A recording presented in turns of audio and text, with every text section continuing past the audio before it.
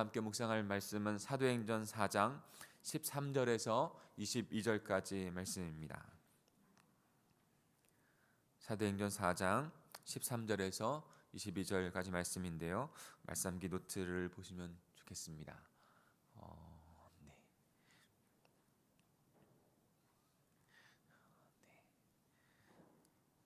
제가 13절 먼저 읽겠습니다. 그들이 베드로와 요한이 담대하게 말함을 보고 그들을 본래 학문 없는 범인으로 알았다가 이상히 여기며 또 전에 예수와 함께 있던 줄도 알고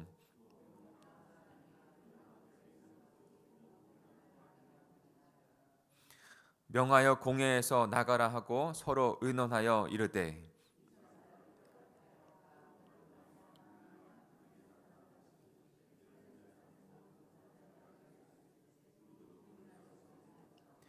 그들이 민간에 더 퍼지지 못하게 그들을 위압하여 이후에는 이 이름으로 아무에게도 말하지 말게 하자 하고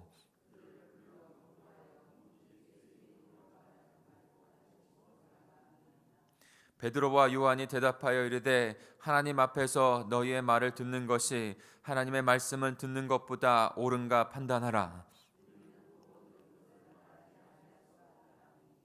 관리들이 백성들 때문에 그들을 어떻게 처벌할지 방법을 찾지 못하고 다시 위협하여 놓아 주었으니 이는 모든 사람이 그 된 일을 보고 하나님께 영광을 돌림이라.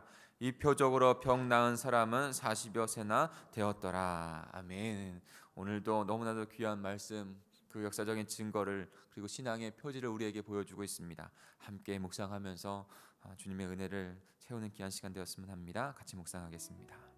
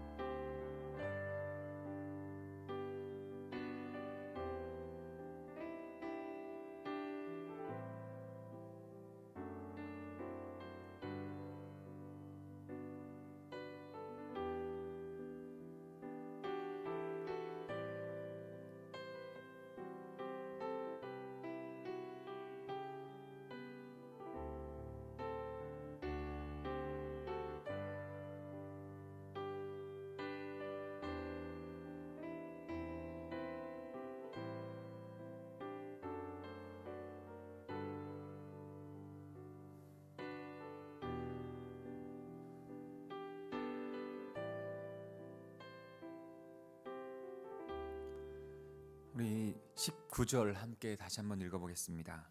오늘 본문 19절입니다. 시작. 베드로와 요한이 대답하여 이르되 하나님 앞에서 너희의 말을 듣는 것이 하나님의 말씀을 듣는 것보다 옳은가 판단하라. 아멘. 우리는 성령의 임재로 세워지는 초대교회가 어떻게 하나님의 복음을 증거해 나가고 있는지, 성령의 권능을 받고 예루살렘과 유다와 사마리아 땅끝까지 이르러 증거되고 있는지, 그것을 그 역사적인 현장을 지금 보고 있습니다. 그 첫 기적, 초대교회의 첫 기적이 바로 성전 미문에 앉아있던 안진뱅이를 나사렛 예수 그리스도의 이름으로 일으키는 것이었습니다.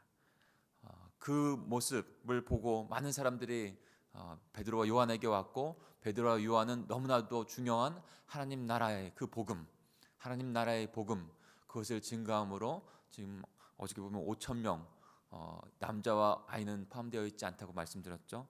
그러면 최소 15,000명이 그 하나님 나라의 복음을 듣고 예수 그리스도를 믿고 구원받은 하나님의 백성이 되었다는 것이죠.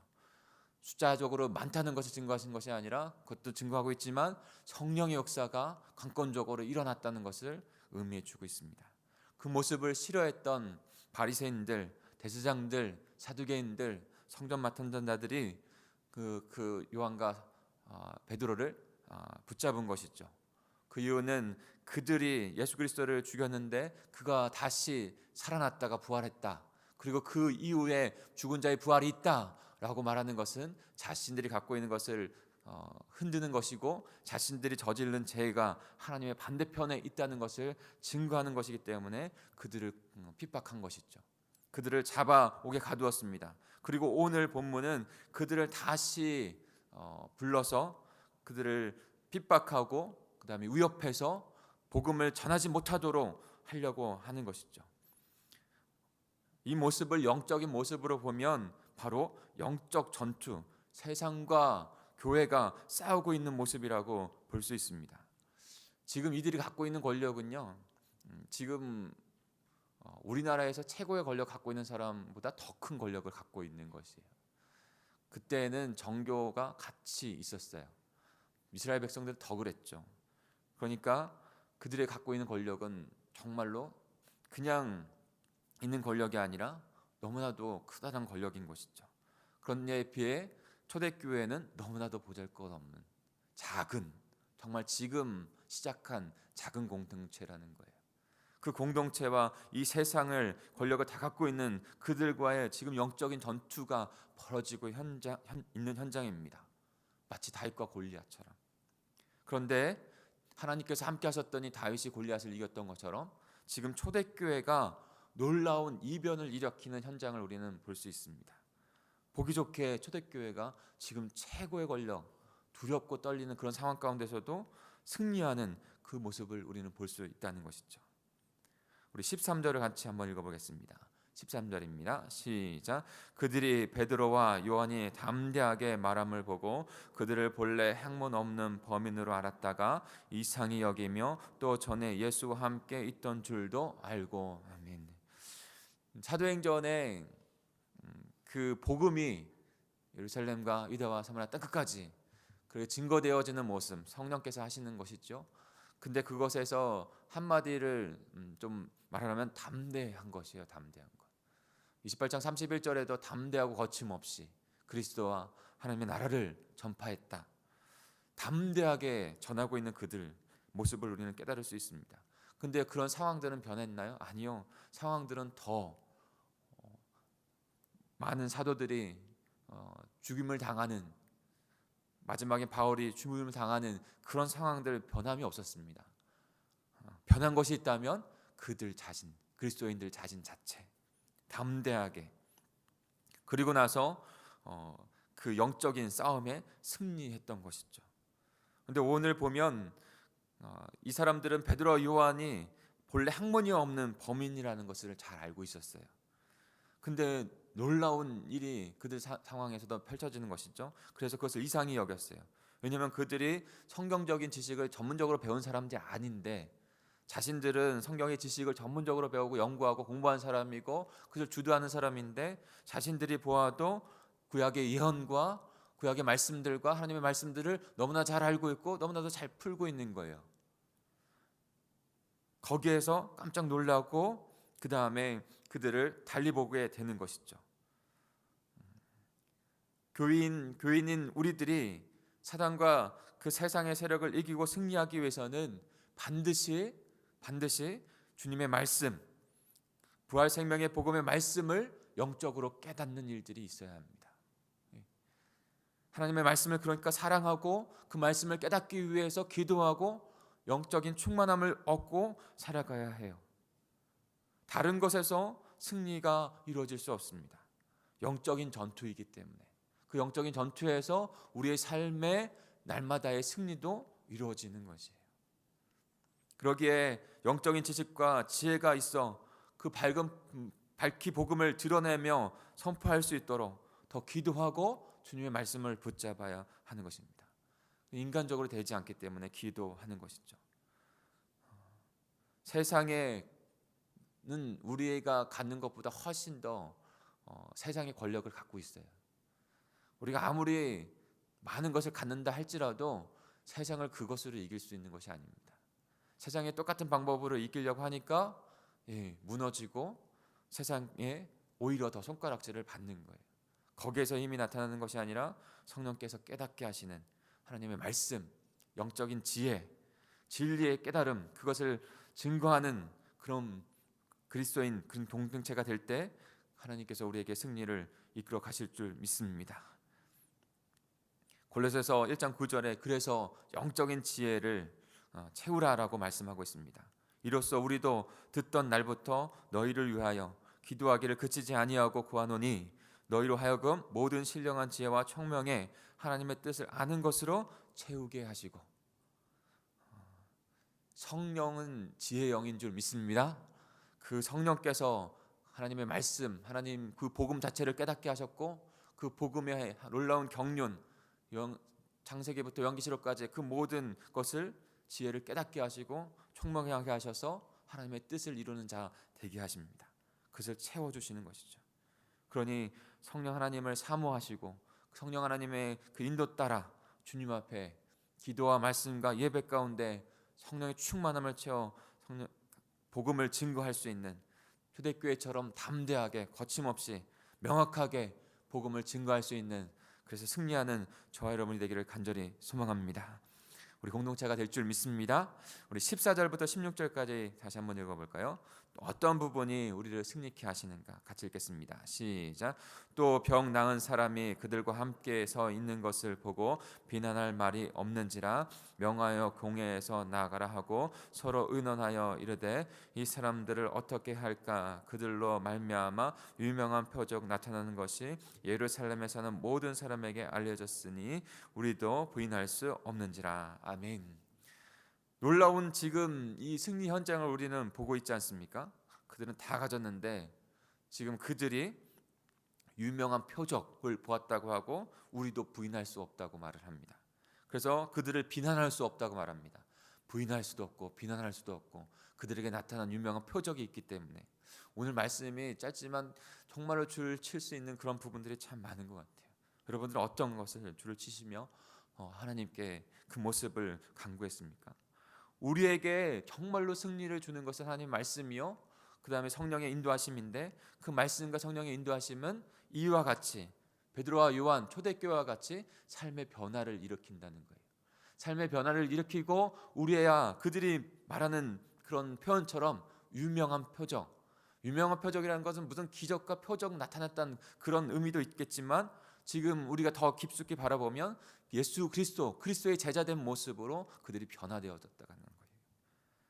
우리에게도 멈추지 말고 분명하게 더 계속적으로 주님 바라야 될 것은 예수님 닮은 삶과 성품과 모습으로 나아가야 한다는 것이죠. 그래야 교회를 무너뜨리려고 하는 세상과 싸워서 진리로 승리할 수 있는 것입니다. 그냥 말로는 될 수 없어요. 말과 함께 우리의 행함과 우리의 삶의 변화가 그렇게 선포되어야 합니다. 대제사장들과 사두개인들과 장로들이 그 모습을 보면서 부정할 수 없는 모습을 보면서 그들을 무너뜨리려고 했는데 비난할 것도 없고 부인할 것도 없다라고 포기하고 마는 것이죠. 결정적인 이유는 바로 그들의 말보다는 그들 앞에 있는 결정적인 증거들이었어요. 또 하나의 결정적인 증거가 있다면 나로 인해서 변화된 한 영혼이에요. 지금 베드로와 요한을 통해서 변화된 영혼이 어떤 영혼이죠? 미문에 앉아 있었던 안진뱅이. 미문에 앉아 있었던 안전뱅이가요, 나사렛 예수 그리스도의 이름으로 일어나 걸으라 했더니 걸었고 성전에 들어갔고 하나님을 찬양하는 자가 되었어요. 근데 지금 이렇게 취조를 받고 있는 그 현장 가운데 그들 옆에 당당히 서 있는 한 사람이 있었는데 그가 바로 미문에 앉아서 있었던, 그런데 예수 그리스도의 복음으로 말미암아 구원받은 자가 그들 앞에 당당하게 서 있는 거예요. 그들은 어떠한 말로도 비난하는 말로도 부인할 수도 없는 것이죠. 사랑하는 성도 여러분, 우리의 삶에 변화된 진리의 선포만이 우리를 통해서 또 다른 영혼을 우리 옆에 하나님의 백성으로 서게 하는 줄 믿습니다. 그러면 변화되는 거예요. 가정을 좀 적용해서 예를 들어볼까요? 우리가 기도하고 성실하게 인도할 수 있는 건 우리의 자녀들이에요. 그것을 더 하나님께서 중한 책임으로 우리에게 주셨어요. 책무예요. 그렇게 해서 성실하게 했더니 그 자녀가 변화되어지고 잘 서가는 모습 가운데 그 모습을 증거로 나의 가정과 나의 이웃에게 보여준다면 그것이 살아있는 하나님의 진리가 살아있다고 하는 그 증거 선포인 줄 믿습니다. 어떠한 우리의 말의 언변에 그런 증거보다도 그 살아있는 증거는 정말로 복음이 역사할 수 있는 그 힘의 그 통로가 된다는 것이죠. 우리도 그런 삶을, 그런 복음의 흔적들을 남겨서 하나님께서 살아계시고 예수 그리스도의 복음의 증거가 우리 삶 가운데 나타나고 역사한다는 것을 하나님 앞에 올려드리는 귀한 삶, 그런 공동체가 되기를 소망합니다. 이 40일 기간이 그런 변화의 기간이 됐으면 좋겠어요. 우리가 먼저 복된 백성으로 변화되어지고 그 복음의 삶으로 고백하며 증거할 때 분명히 우리 옆에는 그 증거의 영혼들이 세워질 줄 믿습니다. 그런 40일 기도의 기간이 되기를 소망해 주시기를 부탁을 드립니다. 우리 17절 18절도 같이 읽어볼까요? 17절 18절입니다. 시작. 이것이 민간에 더 퍼지지 못하게 그들을 위협하여 그 외에 그 이름으로 아무에게도 말하지 말게 하자 하고 그들을 불러 경고하여 도무지 예수의 이름으로 말하지도 말고 가르치지도 말라 하니. 그들은 어쩔 수 없이 제자들을 다시 위협하고 경고하여 놓아주려고 합니다. 근데 마지막으로도 경고하고 위협하는 것이죠.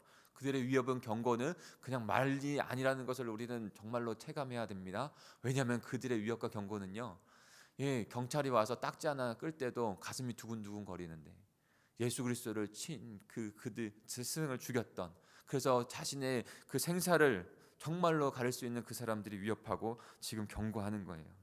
그런데도 그들 앞에서도 그들은 두렵거나 떨지 않습니다. 타협하지 않습니다.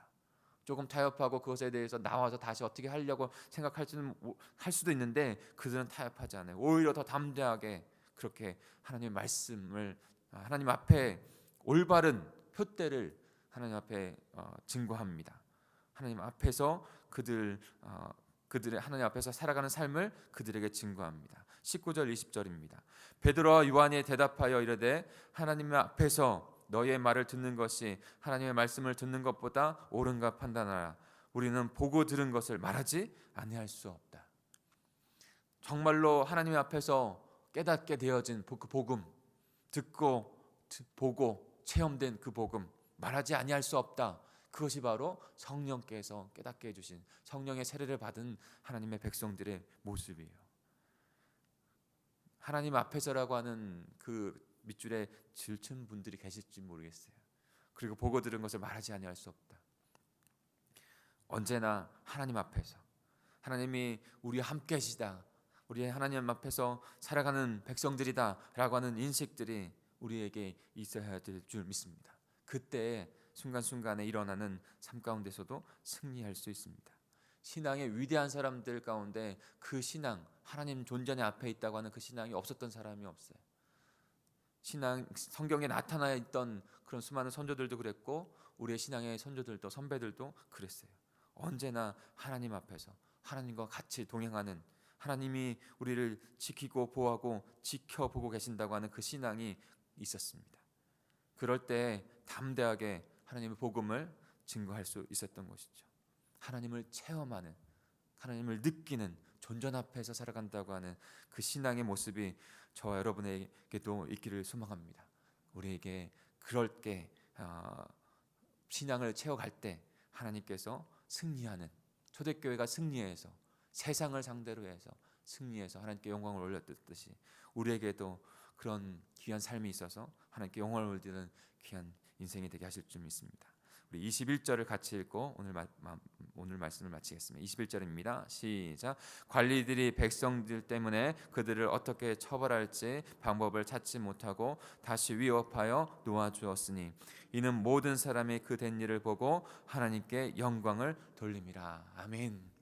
우리의 삶에도, 우리 공동체 안에도 우리의 삶과 사역과 복음 증거하는 그 여정을 통해서 하나님께서 그 된 일을 보고 영광을 돌려드리는 귀한 역사가 일어나게 될 줄 믿습니다.